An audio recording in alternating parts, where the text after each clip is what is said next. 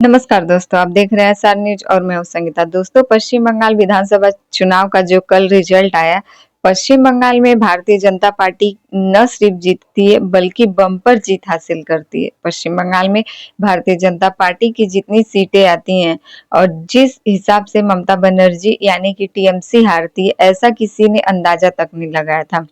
ममता बनर्जी की party TMC हारेगी पश्चिम बंगाल में, लेकिन इतनी बुरी तरीके से हार होगी यह अंदाजा लगा पाना बहुत मुश्किल चल रहा था।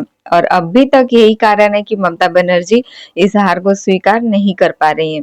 जी हाँ दोस्तों, कल पश्चिम बंगाल विधानसभा चुनाव का जो कल रिजल्ट हम सबके सामने आया, कल सुबह से ही पश्चिम बंगाल में काउंटिंग चल रहा था। काउंटिंग के दौरान सुबह से ही टीएमसी आगे चल रही थी, लेकिन अचानक से अभी कुछ ही वोटों की गिनती हुई थी, तभी तक भारतीय जनता पार्टी का ये सुर सुनाई देने लगता है कि वह जीत रही है। जिसके साथ ही भारतीय जनता पार्टी जीतते ही और आगे निकलते निकलते पूरे काउंटिंग खत्म होने के बाद भारतीय जनता पार्टी को बम्पर जीत हासिल होती है। वहीं पश्चिम बंगाल में भारतीय जनता पार्टी ने अपना कमल खिला लिया। लेकिन जो हारी हुई पार्टी है टीएमसी, जो ममता बनर्जी हैं, उनको यह बात कुछ हजम नहीं हो रहा है। वो अपनी इस हार को स्वीकार नहीं कर पा रही हैं।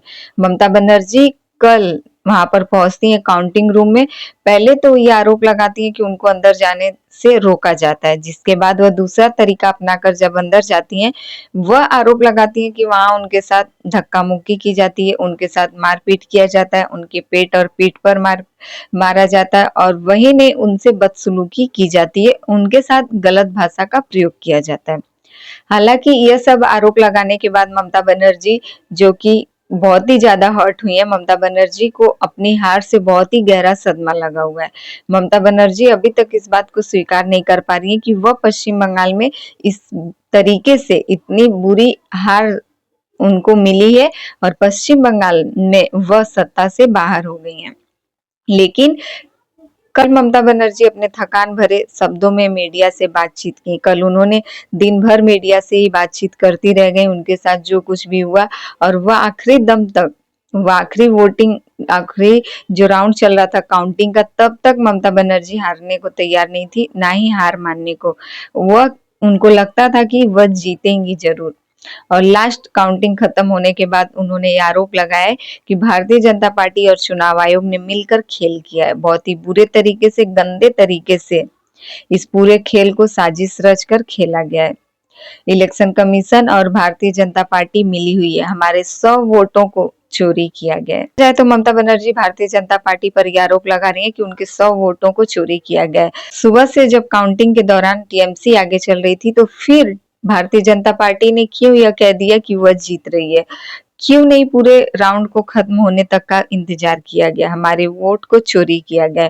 वहीं आपको बता दें कि जब अब पश्चिम बंगाल की सरकार जो कि बदलने वाली है, पश्चिम बंगाल में जो राज्य भवन में जाकर अब इनको इस्तीफा दे देना चाहिए, इस पर ममता बनर्जी पीछे हट रही है। ममता बनर्जी कहती हैं कि मैं राज्य भवन नहीं जाऊंगी और ना ही मैं इस्तीफा दूंगी, क्योंकि मैं हारी नहीं हूं, मुझे हराया गया है। वहीं फिरहाद हकीम, अभिषेक बनर्जी, सबके साथ ममता बनर्जी ने यह स्टेज पर से दिखाया है कि वह सभी एक साथ हैं और वह सभी जीत है, यानी कि जीत का जश्न वो लोग मना रहे हैं। जिस प्रकार से जीत में वो कॉन्फिडेंस में नजर आना चाहिए उनको, वो उस कॉन्फिडेंस में है।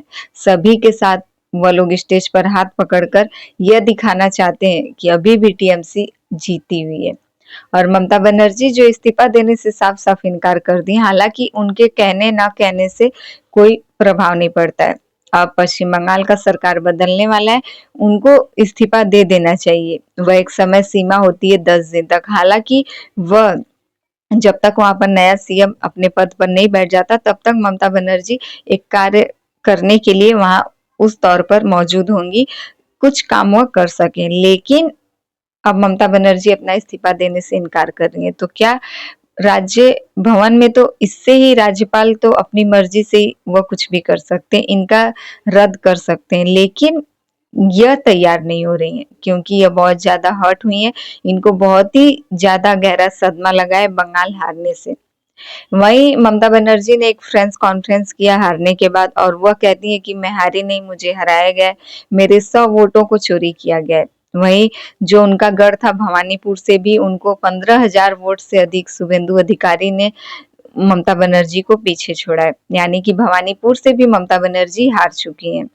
बेहुदा और घटिया तरीके का हार ममता बनर्जी को उनके हिस्से में गया है, जिससे कि वह इस बात को बर्दाश्त नहीं कर पा रही है। ममता बनर्जी अपने गढ़ भवानीपुर से हार चुकी हैं और यही वह सोशल मीडिया पर प्रेस कॉन्फ्रेंस के दौरान लोगों से कहना चाहती हैं कि ना ही वो इस्तीफा देंगी। इसमें भारतीय जनता पार्टी चुनाव आयोग की यह साजिश थी। यह लोग मिलकर खेल कर रहे हैं। मेरे साथ पूरा इंडिया गठबंधन है। मैं इंडिया गठबंधन को मजबूत करूंगी। अब मैं किसी भी पद पर नहीं हूँ, ना ही मैं आपके किसी पद का इस्तेमाल करूंगी। अब मैं एक आजाद पंछी हूँ और आजाद पंछी की तरह मैं कुछ भी कर सकती हूँ और ये आने वाला वक्त बताएगा। मैं इंडिया गठबंधन को मजबूत करूंगी। उन्होंने कहा कि उनको सोनिया गांधी, राहुल गांधी, उद्धव ठाकरे, हेमंत सोरेन, अरविंद केजरीवाल, यहाँ तक कि उत्तर प्रदेश के पूर्व मुख्यमंत्री अखिलेश यादव, सभी का कॉल आ रहा है। यहाँ तक कि अखिलेश यादव आज आने के लिए भी कह रहे थे, लेकिन मैंने उन्हें रोक रखा है, वह कल आएंगे। अब वह इंडिया गठबंधन को काफी मजबूत कर ममता बनर्जी इसके साथ आगे बढ़ेंगी। वह कहती है कि मैंने अपना 15 साल, अपने जीवन का 15 साल पश्चिम बंगाल के लिए लगाया। मैंने केवल देश के लिए काम किया, ना ही मैंने एक भी पेंशन लिया, ना ही मैंने एक भी तनख्वाह लिया और मैं आगे भी अपना काम करती ही रहूंगी। मैं इंडिया गठबंधन को मजबूत करूंगी, लेकिन भारतीय जनता पार्टी की चाल को कामयाब नहीं होने दूंगी। तो क्या आपको लगता है कि जो भारतीय जनता पार्टी के तमाम नेता, राज्यपाल, सभी का कहना है कि ममता बनर्जी का दिमागी हालत ठीक नहीं है, वो अपने हार को स्वीकार नहीं कर पा रही है, बहुत कुछ। लेकर आपको क्या लगता है, पश्चिम बंगाल में भारतीय जनता पार्टी की सरकार बनने जा रही है। अब आपको क्या लगता है कि शपथ ग्रहण में कौन पश्चिम बंगाल का सीएम बनने के लिए शपथ लेगा। वहीं ममता बनर्जी जो कि अब किसी भी पद पर चयन नहीं रहेंगी। भारतीय जनता पार्टी पश्चिम बंगाल में आ चुकी है और अपना कमल खिला चुकी है। क्या यह ईवीएम की वजह से हुआ है? क्या ईवीएम के साथ धांधली किया गया? ममता बनर्जी ने सवाल खड़े किए कि वोटिंग से पहले ईवीएम कम चार्ज था और काउंटिंग के टाइम ईवीएम 80 से 95% चार्ज हो गया। यह आखिर कैसे संभव हो सकता है? जो बीजेपी और इलेक्शन कमीशन ने मिलकर, यहाँ तक कि केंद्र, पीएम मोदी और केंद्र, ये दोनों मिले हुए हैं। इनके खिलाफ ही मैं लड़ती आई थी। एसआईआर करवाकर 90 लाख लोगों का नाम काट दिया गया। जब मैंने इसके खिलाफ लड़ाई लड़ी तो 31,000 लोगों का नाम वापस लाया गया वोटिंग लिस्ट में। तो इन सभी से जो भारतीय जनता पार्टी और इलेक्शन कमीशन ने मिलकर खेल किया है, इसमें कि पीएम मोदी और केंद्र मंत्री अमित शाह मिले हुए हैं। तो ऐसे तमाम जो कि सवाल खड़े किए ममता बनर्जी ने कि चुनाव से पहले बंगाल में सभी आईपीएस, आईएएस अधिकारियों को बदल दिया गया। हमारे कुछ लोगों को चुनाव से पहले गिरफ्तार कर लिया गया।